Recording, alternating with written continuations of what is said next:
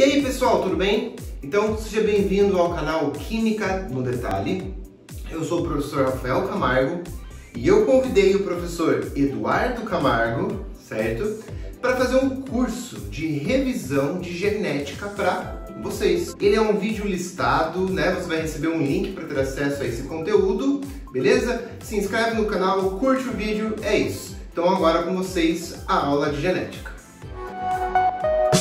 Fala moçada, tudo bem? Sou o professor Eduardo, professor de Biologia. Esta é a primeira de uma sequência de 4 aulas que eu programei para vocês, pensando na retomada de alguns aspectos da genética. Nessa aula a gente vai trabalhar com mais parte conceitual, alguns fundamentos, vamos resgatar os testes realizados pelo Mendel, parte conceitual, para fundamentar o seu entendimento, por exemplo, tanto para a primeira quanto para a segunda lei de Mendel dentro do estudo da genética, ok? Então olha só, vamos tentar retomar alguns aspectos aqui. A genética é uma área da biologia que trabalha com noções básicas de hereditariedade, né? O que pra gente hoje é um feijão com arroz, um beabá, nem sempre foi assim, né? No século XIX, a partir dos trabalhos de um monge austríaco chamado Gregor Mendel, é que nós temos uma fundamentação teórica, então não é algo que sempre teve um amplo domínio da sociedade. Século XIX apenas, né? Então nós estamos aqui aproximadamente em 1865, século XIX, um monge austríaco chamado Gregor Mendel elaborou alguns trabalhos mostrando hibridação em plantas para verificar essa questão de qual seria a participação dos pais para a herança com a relação das suas características para os filhos, ok?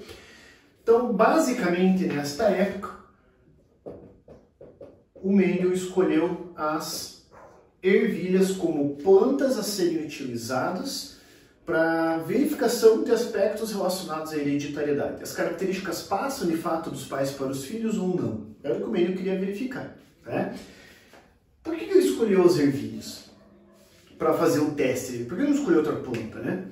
Pense assim, imagine que você é o Mendel do século XXI e você quer escolher alguma planta para verificar de que forma as características passam de geração em geração.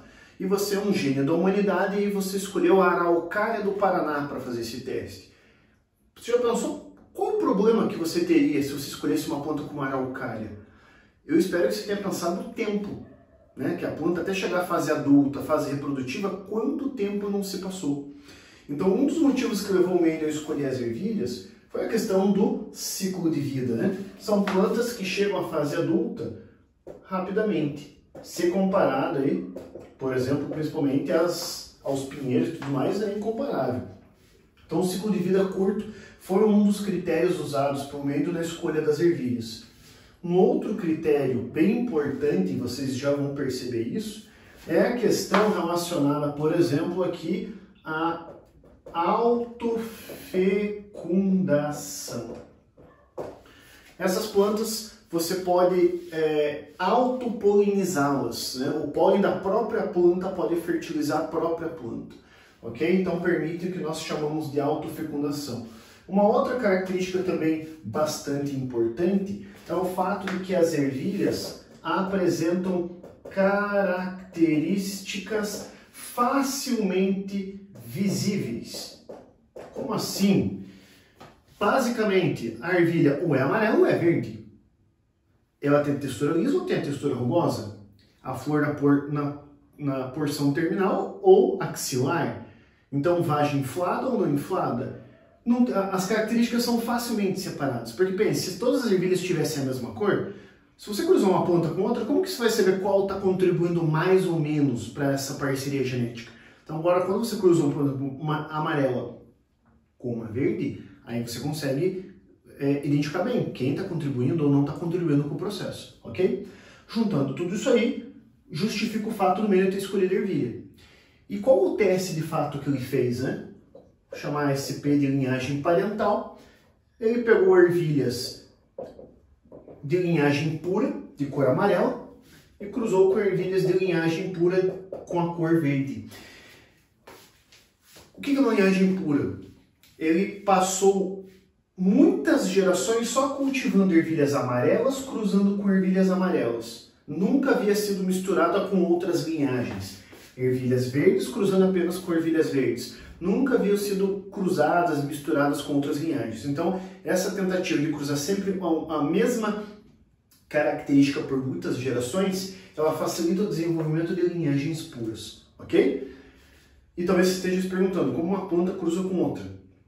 São de angiospermas, né? Então, a partir da polinização, que o próprio Mendel fazia. Ele pegava um pincelzinho, pegava o pólen da flor e esfregava lá na parte feminina de outra flor, ok? A partir desse cruzamento, eu obteve a primeira geração de filhos. Quando eu obteve a primeira geração de filhos, olha o resultado, bastante surpreendente, 100% de ervilhas amarelas. Por que isso aqui é surpreendente? Porque pense, se as duas linhagens eram igualmente puras, por que não apareceu verde? Nenhumazinha, né? Todas as ervilhas, todas elas, as dezenas, centenas de ervilhas produzidas tinham a cor amarela. Em algum momento o Mendel deve ter percebido o seguinte, talvez alguma coisa da verde estivesse escondida aqui, que não se manifestou. Então talvez se eu pudesse pegar essa linhagem e cruzar com ela mesma, olha a importância dessa característica aqui, de repente a característica verde poderia voltar a aparecer. Ele fez isso, cruzou essa linhagem com ela mesma, obtendo a segunda geração de filhos, e aqui um resultado bastante importante para os estudos da genética. Para cada 3 ervilhas amarelas, uma delas tinha cor verde. Descrevemos didaticamente, de uma forma resumida, o trabalho realizado pelo Mendel. Parte importante, o que ele pôde concluir com isso aqui? Primeiro, ele entendeu o seguinte, a característica verde pulou uma geração. Então ele entendeu que as características transitam entre as gerações a partir de alguma coisa que ele chamou de fatores. Mas o que são esses fatores? Ele não sabia. Pense, nós estamos em 1860. Nessa época não se tinha amplo conhecimento de todas as estruturas celulares. Material genético não era conhecido nessa época. Então ele percebeu o seguinte, a gente está passando de uma geração para outra alguma coisa que ele chamou de fatores. Atualmente esses fatores são chamados de genes. O Mendel não sabia o que era isso, ok? E é o estudo dos genes a genética. Por isso que o Mendel é considerado um cara fundamental para a compreensão da genética como um todo.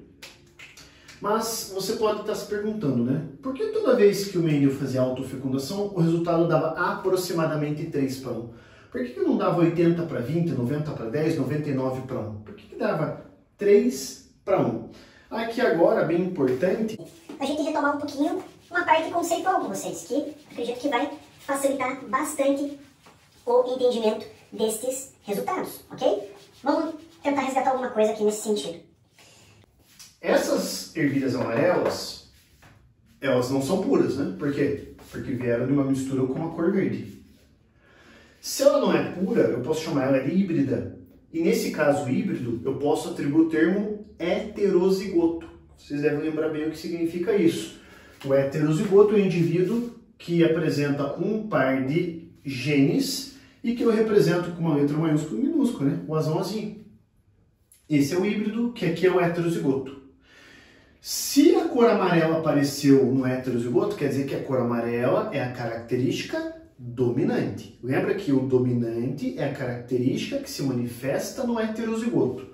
Então, se a cor amarela, ela nesse caso está representada com o genótipo azão-azinho, quer dizer que a cor amarela é dominante. Se o amarelo é dominante, logo o verde é o recessivo. Como eu representaria o indivíduo com genótipo recessivo? Azinho-azinho, certo? Se o verde é recessivo e o amarelo é dominante, ele é azão alguma coisa. Mas vocês recordem que essa ervilha amarela ela era de característica pura? Puro, nesse caso, eu posso entender como homozigoto.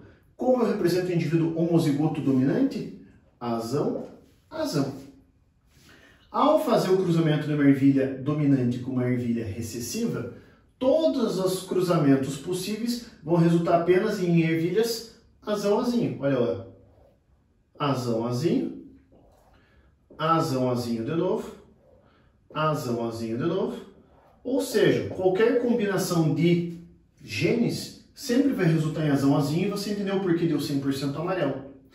Agora, o que aconteceu? O Mendel pegou essa linhagem e cruzou com ela mesma, não foi isso? E agora você vai entender, olha só. Azão, azão, azão, azinho, azão, azinho de novo, azinho, azinho. Olha lá, para cada 3 ervilhas amarelas, eu tenho uma ervilha de cor verde. 75%, 25%. Então, basicamente, a gente consegue justificar porque do Mendel ter encontrado, né, estes resultados. Isso só nos leva a entender o que ficou agora conhecido como primeira lei de Mendel, né? Então, a ideia é trabalhar com vocês, fundamentar justamente o que seria essa primeira lei de Mendel a partir das conclusões desses resultados que ele obteve. Então, basicamente, quando eu falo em primeira lei de Mendel, esta é a situação em que nós trabalhamos com a seguinte informação. Com esses resultados, o Mendel entendeu que cada característica seria determinada por um par de fatores. Então, se a ervilha era amarela ou se a ervilha era verde, era um par de fatores que determinaria essa característica. Então, um par de fatores determina uma característica, ok? Sendo que um fator vem do pai e o outro fator vem da mãe. Por isso, um par de fatores. E estes fatores, eles são separados na formação dos gametas. O que isso quer dizer? Que cada gameta formado receberia apenas uma versão do fator. Então, por exemplo, se eu tenho um indivíduo azão, azinho, ou o gameta dele levaria o gene azão, o fator que agora nós chamamos de azão, não que o Mendel tenha trabalhado dessa forma, ou o gameta receberia o fator, nesse caso, que eu estou chamando de azinho. Então, o que o Mendel queria dizer? Que o par de fatores que determina, por exemplo, a cor da ervilha amarela, só mandaria uma versão para os gametas. Então, isso aqui, na verdade, é uma prévia do que nós chamamos de meiose.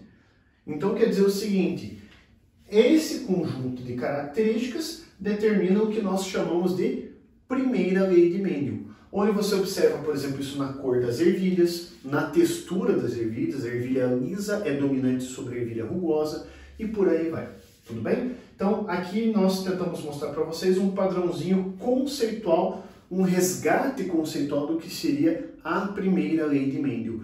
Condições em que você trata de características que são determinadas por um par de fatores, tudo bem? Então, olha só, falando em variações da primeira lei de Mendel, vou citar alguns casos para vocês.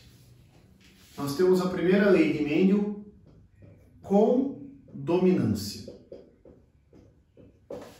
Exemplo, caso das ervilhas.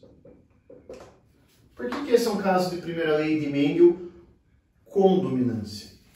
Porque neste caso, por exemplo, se a ervilha é azão, azão, ela é amarela.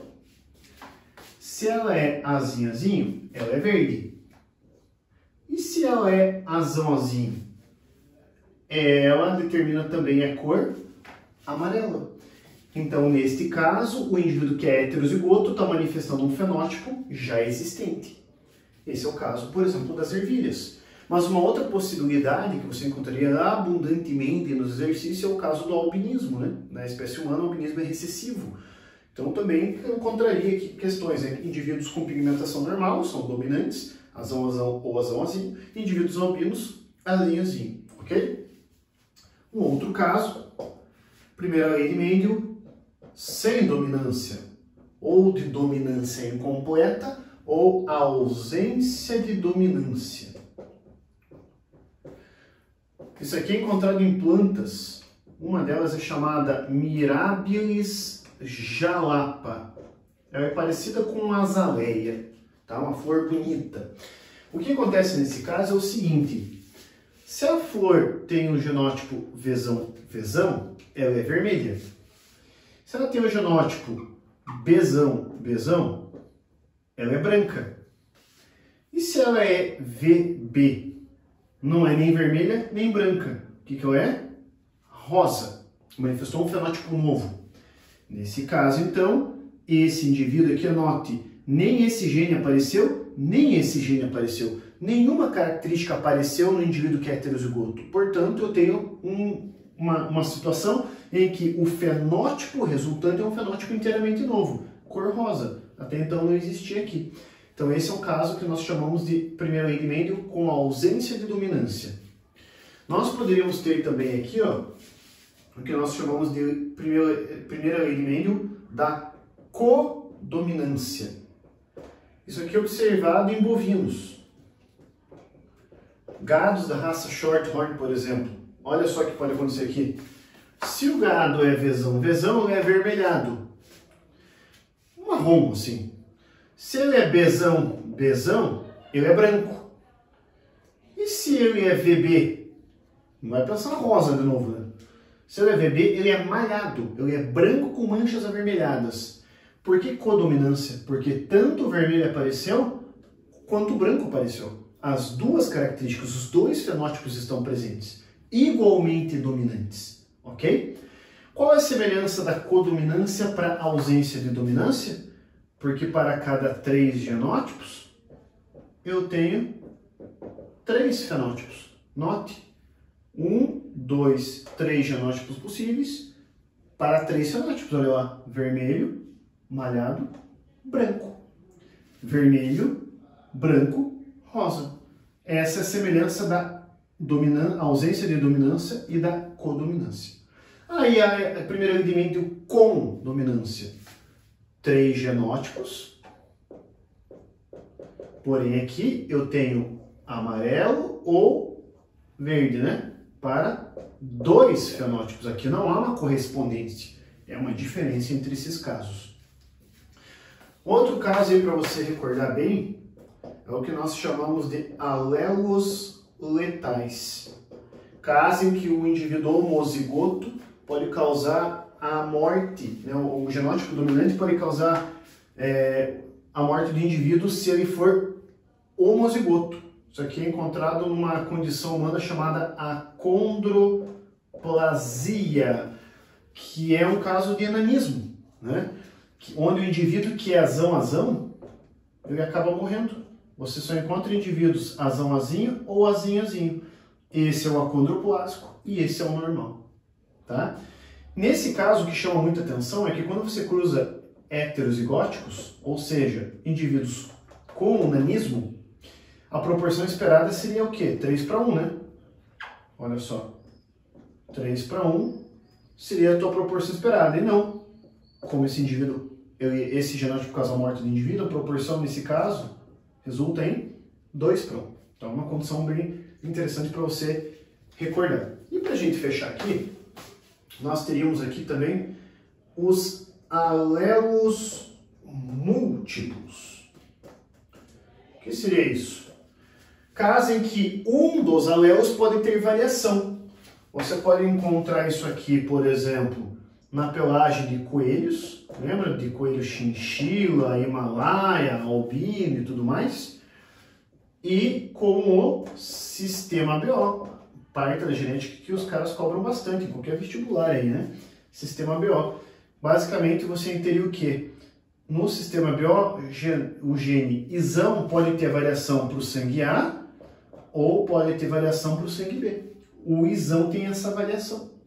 O Izinho é invariável. Então, isso aqui também, ó, os alelos múltiplos podem ser estudados também como variações da primeira Lei de Mendel. Ok?